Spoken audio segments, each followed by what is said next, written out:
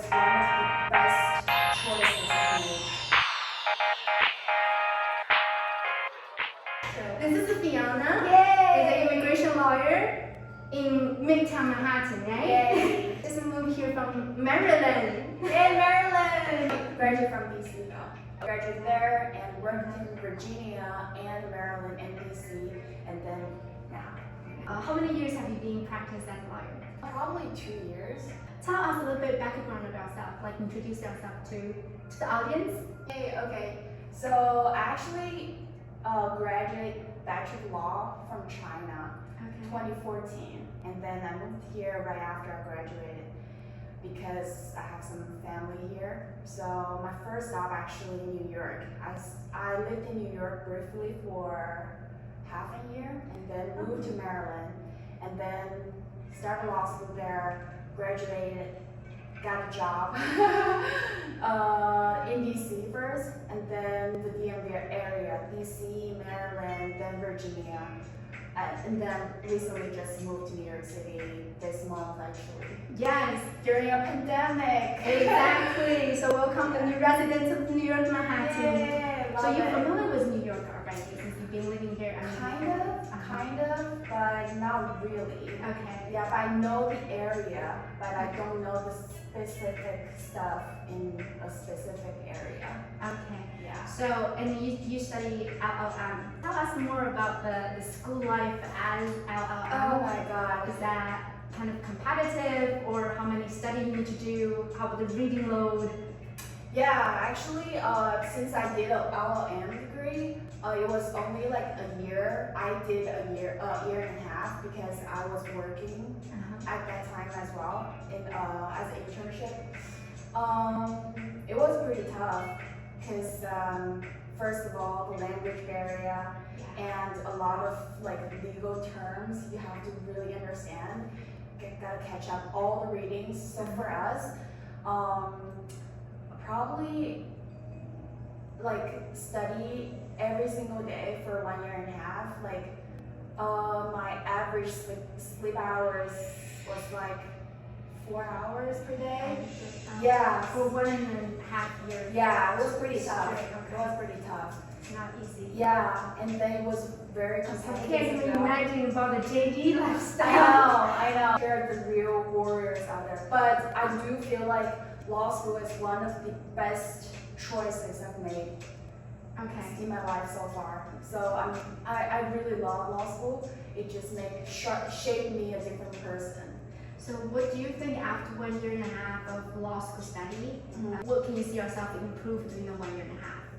What the most I'm important? more like facts focused right now. So whenever people tell me something, I always focus on the facts, the outcome. Like for example, you're a person right here.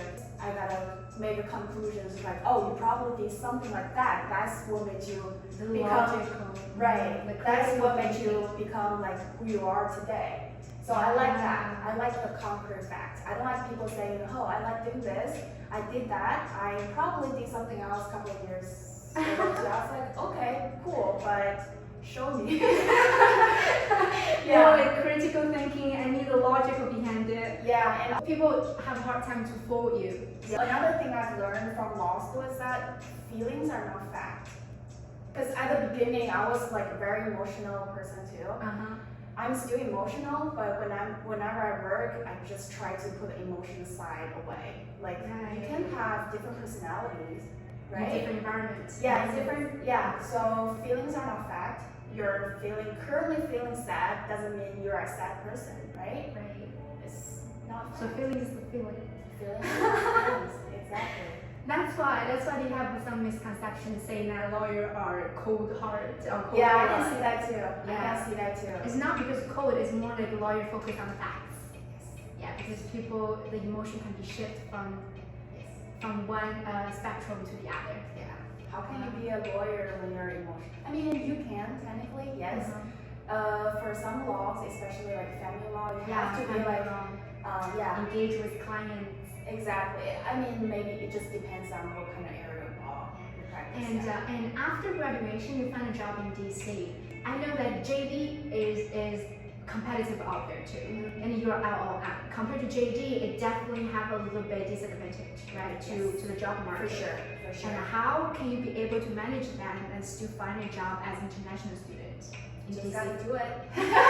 Just gotta do it. Like don't second think anything. Don't overthink anything. We're all just put yourself out there. Like do it. It's a Nike thing. Just do it or just do IT. I interviewed a few like the tech people. They said just do IT. I love that. What's the like job hunting experience, the interview experience, everything? Any tips for LLM graduate students? Yes, I love that question. First of all, it was really tough. I remember I started interning at a boutique law firm in DC. Okay. That was from a friend, law school friend's recommendation. Oh, recommendation. Yes, Big big so part. relationship networking. That's how you get your free pizza every time. Yeah, we Hey, congratulations! You got the free pizza, right? Exactly. Yeah, just again back to the same point. Put yourself out there to talk to people and find more opportunities. You gotta take what you have at the moment and then go from there. And then once you step out your first step, and then you'll be fine. Right. It's only temporary. Don't beat yourself up too much. Like don't compare yourself to someone. Maybe that person got a big law internship, but what he did, what he spent on his time or his life, you have no idea about that person's life. You can't compare yourself to other person. Because you probably did something that you never done before. Yeah, exactly. You probably went through hard time that some people never even imagined. Yeah, just it's really a time that will train you to become your own person. In my opinion, law school. So whenever I read so much, whenever I'm like those confused emotions, I was like, why am I doing this? Right. Yeah, I always think that, like, why? Like, so for you personal, what's the reason that you continue and not giving up for doing law? I mean, doing the hard time study, doing the 3 o'clock in the morning, the reading materials, and doing like job hunting, you doesn't know where the future is. How do you remind yourself to keep doing what you do? I like that question too. I think, again, I like facts. I 就是 just 对你的初心是什么？初心就是我就是想把我自己变成一个 better person，就是我是一个很 emotional 的人，然后就是因为 law school 它就是强制你一定要 focus on that facts，然后我就从那个 process 过来之后，我就觉得哎，我现在看事情看得更 clear 一些，更清楚。对，就不是说把你变成一个很 cold-hearted person，但是就是说 you'll be able to have a bigger picture of things。就是你可以就同时很情绪化也好，就是感情很丰富，你同时也可以很有同情心，你同时也可以很明理。就是 clear 跟 empathy， 然后跟 emotion 可以同时进行。Yeah， 这个是我学的。Wow, that's the best. Because 比如说很多人有 feeling 有 empathy， 但是 empathy 有很多人不见得会有 facts。学音乐我们需要非常 emotion， 所以我们会被 emotion 牵着走。Oh, actually, I just watched a Netflix stand-up comedy. What's her name? I forgot. 就是她是一个 writer. OK. 她就是说，她觉得世界上有2个人的职业就是非常伟大的，一个就是 musicians， 就是因为她可以音乐的这种感染力是很直接的。对。就是说你可能现在 feel 就感觉很伤心，但是突然有个音乐，你可能突然心情就不知道怎么回事就好了。这个就是其他的职业没办法给你做到，对，没办法提供给你。这个就是为什么 musician 为什么会非常 emotion？ 我从小接受教育，大学就学的是音乐，然后自己也开过几场音乐会。我的老师跟教授跟我说，如果我自己的对 emotion 的感觉只有100%，就100%的情况已经算很好了。我的 audience 可能 feel 只有10%，因为你在舞台上必须是 extremely 感染的，台下人才能听懂。所以你需要对你的感情有就是200% 你的 emotion， 台下人可能会感觉到50%。这就为什么我们要 be extremely emotional, extremely into the music, to be a part of music， 然后台下人才会感觉哇，这个人演奏好好。当然 practice 是 big part of it， Yes, we're all emotional. We're all human. Like we have feelings.